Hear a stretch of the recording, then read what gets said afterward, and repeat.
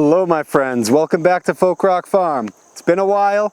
It was an incredibly dry summer, so we had some challenges. I haven't made videos in a while. We've got caught up here, but despite some of those challenges, we have harvested an incredible amount of food. We're still harvesting food. We're about mid-September now, so plenty of season left, but I wanted to share some notes to help some of you guys weather some of these storms, whether it's weather or some of the food shortages that we're facing.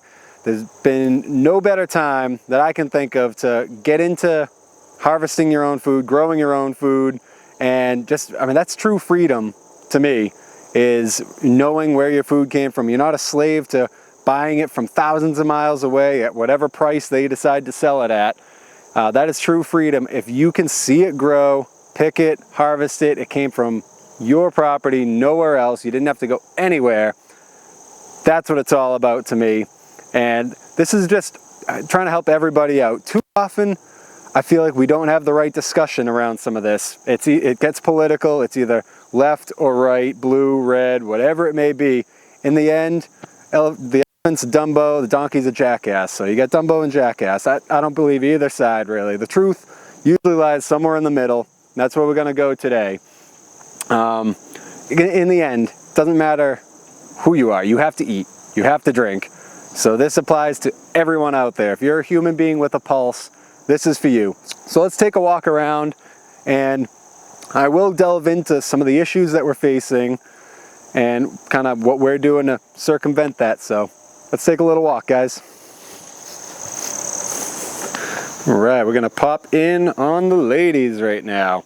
I believe every small homestead, or even yard, you don't even have to have acreage to have chickens. They can fit in an incredibly small amount of space. They don't need much, but I believe every property owner should have some chickens. They're a wonderful animal, eat good bugs, make fertilizer for the garden, and of course provide delicious, nutritious eggs and meat if you decide to go that route.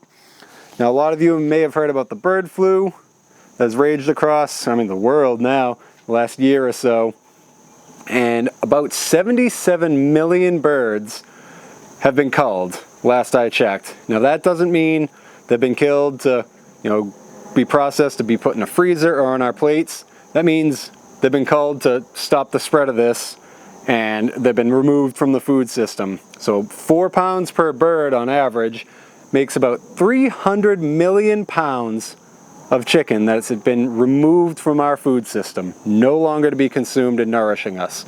That's absolutely incredible. The number may even be higher now. That was a couple months ago. I was invited to speak at a CORE meeting about food resilience. It's a CORE, Citizens Organized to Restore Rights. They wanted me to speak there, so I did. And this was a couple months ago is when I got these figures, so it could even be higher now. And that's not to mention all the eggs that are also taken out of our food system. A dozen of eggs, last I checked, is over $4, the national average. You know what I pay per dozen? 25 cents thereabouts. And a lot of that, if you're clever about feeding them, you can see we have some kale, some sunflower heads that you can really nourish them on a lot. You don't have to buy animal feed. I do, and I ration it out. So they're not really getting very much of that. It's mainly throughout the year. They have a little yard over here. It's behind this fence. You can't really see it, but there are berry bushes I've planted in there.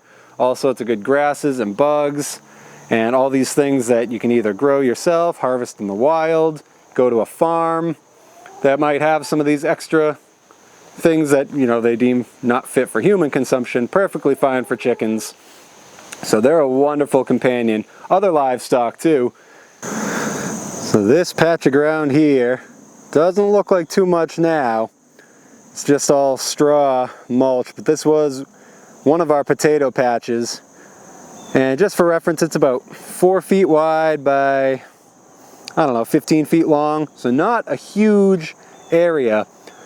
And we put in about 10 pounds of potatoes in this spot, which was only about $10.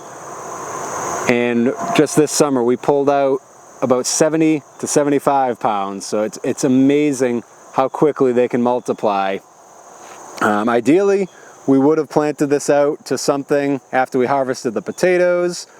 Later in the year we'll do garlic, but we could have had, you know, lettuce or greens or radishes or something in there, but it was just too dry. But regardless, we pulled about 75, maybe even close to 80 pounds of potatoes out of there. They will store in our basement for many months, providing some of the best survival food you can think of. Like some of the things that you have to think of too, as you're wondering what to grow, is will it store? And more importantly, will it store without power? Because what happens when the grid goes down? Then all that food spoils. If you can grow some things or find things like the walnuts, we'll get to that too. So, but potatoes you can grow, nuts you can harvest and find, grains if you have the space for it, they will all store without, you know, big refrigeration or freezing. We do a lot of that as well, but I love not using power. So we have our black walnuts over here. We're lucky enough to have a lot already on our property, so we don't have to leave to harvest these, but I've found them growing wild all over the place. Almost any town I've ever driven through, I've seen black walnuts, and it's one of the richest sources of nut protein and good fats. And again, they'll store for years. We still have some from last year that we have to work through, perfectly fine. Great survival food. I mean, in fact, if you really wanted to, if all you had was walnuts for the fat and protein, potatoes for the carbohydrates and vitamin C, and maybe some greens thrown in, you could theoretically just live off of that. So a couple things to either grow or harvest wild. I'd highly recommend that. And then you can also save both of those. That'd be your seed. You can either plant potatoes for next year's crop, start more walnut trees for future use. We've been planting chestnut trees and all sorts of fruit trees all along here and in a couple other areas of our property. Once those start to bear, our food production on this little 3-acre patch is just going to explode.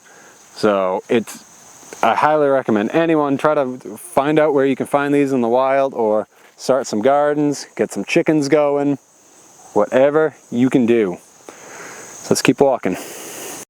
More great root crops. We have beets all along here, then we transition to carrots, and I kid you not, we have been eating these all summer long, and it doesn't look like we even made a dent.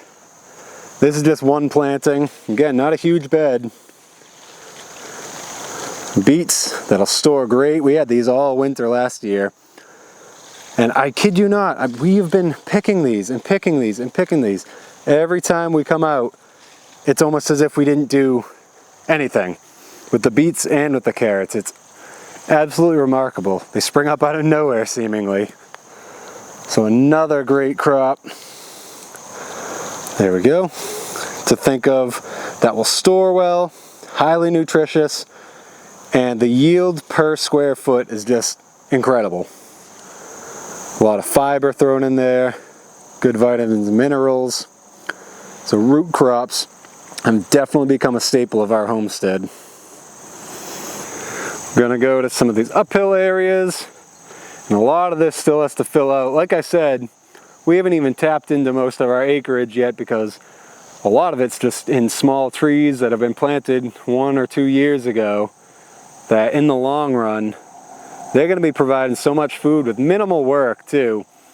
You know, the annual vegetables are wonderful, especially for the short term, but thinking about chestnut trees and apple trees, pear trees, that might outlive you. In fact, a chestnut tree can live for over 1,000 years. Apple trees can live for a couple hundred. So, and once they're up and established, there's minimal maintenance that goes into it, rather than a veggie garden that has to be worked every year and planted and watered. I've been really leaning heavy on trees, so they're still filling out. And with trees, also bees, honeybees. We have our one hive here. I'm hoping to expand. Now the reason I go into this is multifold. Obviously you got the honey harvest, and one of the things I love about that is honey doesn't go bad. So you can have that year after year after year. It's highly nutritious and highly medicinal too. And you can even store other foods in it to help preserve them. So that's an absolutely wonderful tool to have, companion to have. And they'll also increase the yield of your other crops too, as they're busy in there making honey. But just through their pollination, our apple crop has really exploded. Anything really that requires pollination, but especially the tree fruits. And they're busy doing their thing. Again, pretty much no maintenance. Some people really get into the manipulating of the frames in the hive, but we just let them do their thing. They seem pretty happy about it. The classic garden crop tomatoes that nearly everyone grows. They've kind of fizzled out now. It's late in the year for us, and this is a dry spot, but even within that, during the peak of the drought, they were still producing just bushels and bushels of fruit every single day.